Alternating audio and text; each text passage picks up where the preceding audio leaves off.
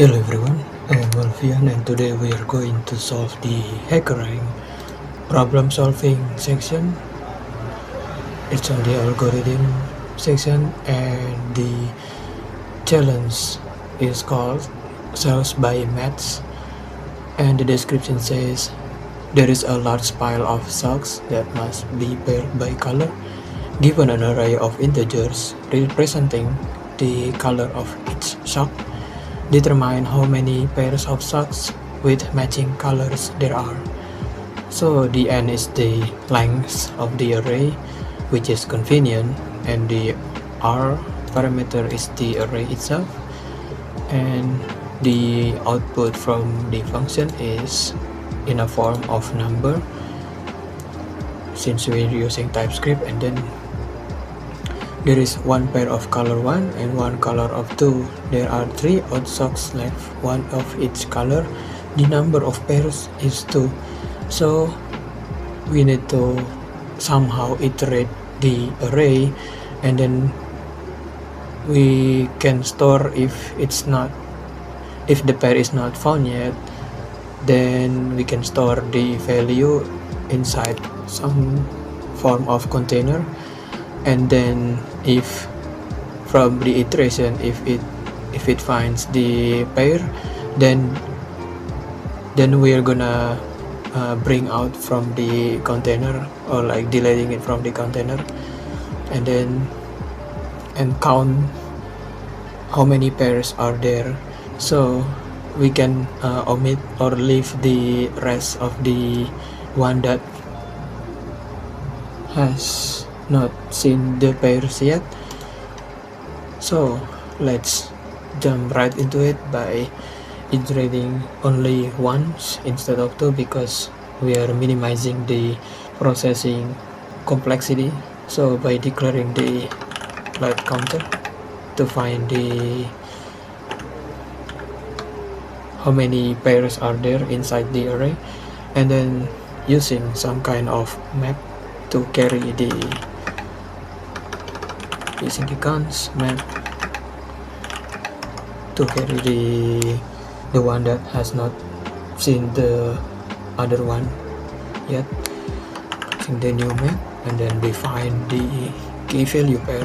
The key is number, and then the value is also a number, and then we can return the counter. But before returning the counter, we need to iterate the set array using the for of loop const num of array, and then using some kind of if we find the value, if the map has the num key, if it is, then we can add the counter, increment the counter by 1, and then remove the key away from the map container. So if it's not, then we can store the set key into the map using the map set, and then the key, and then for the value we can use map get, and then num. So let's cover this by using the 0 and then +1.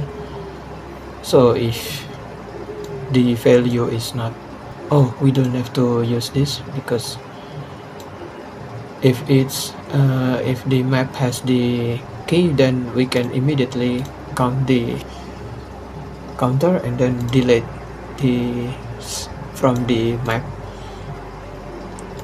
So for the initial value, we can just write 1 or any number. It's only a formality to store it inside the map to check if the pair is already there or not. So let's run this to see if it works.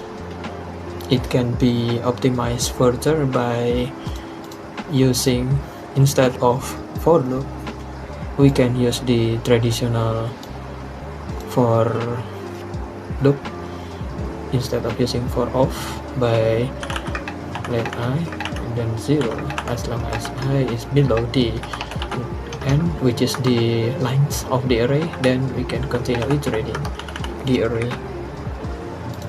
Instead of using hash, then we can use the array and using the current element, and change by pressing Ctrl D to select the same variable name, and then type AR and then the element as the key. So let's run this to see if it works again. And also we can optimize further. We can optimize this further by adding one edge case. Let's see if the array length is equals to 1, which is if it's the only one element, then we automatically consider that it's not possible to find the pair because it's already one value inside the array. If n is equals or below the 1, then we can simply return 0. That's the first edge case. And then we can optimize this further by using the const, storing the value constant, and then current, using the current of the current iteration, and then map get the key of the array to get the key, the value from the given key here from the get function. And if it's null or if it's not there, then we can use the nulllist callless operator. If it's not there, then we can simply pass in 0 as the current value. Then we can check if the current is strictly equals to 0, strictly equals to 1 instead of 0. Not if it's 1, if it's already there, if the map get found something, and then it will return 1 right here. If it's not, then we can return 0 as the current, and then we can store the new map value from the array. And then if it's already found, then we can this if clause will be triggered, and then the counter will be incremented by 1, and then deleting the key from the map storage. So let's run this.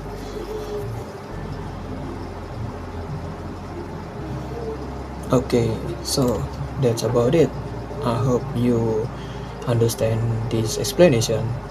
If you don't understand, then you can ask in the comment section, and also if you have any better solutions, you can also tell us in the comment section, so we can learn from it together, and we can find the better perspective from each other.